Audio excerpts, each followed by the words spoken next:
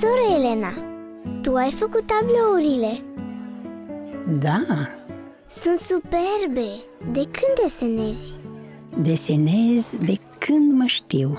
Tablourile astea spun povestea vieții mele.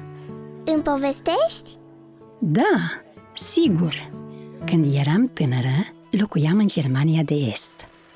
Lucrarea martorilor lui Jehova era pe atunci interzisă. Copiam de mână revistele Turnul de Veghe și le ascundeam în pachetele cu alimente. Serios? Da, apoi trimiteam pachetele fraților din închisoare. Am fost și curier. Pe ascuns, le duceam publicații biblice congregațiilor din oraș. Wow! Mai târziu, situația a început să se îmbunătățească în Berlin. După aceea, m-am mutat în New York.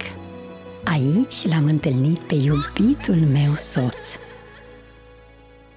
Wow, ce poveste frumoasă! Mulțumesc!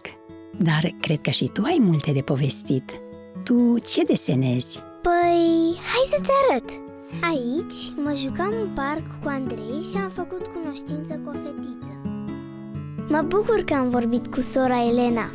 Nu contează ce vârstă au prietenii dacă îl iubesc pe Jehova.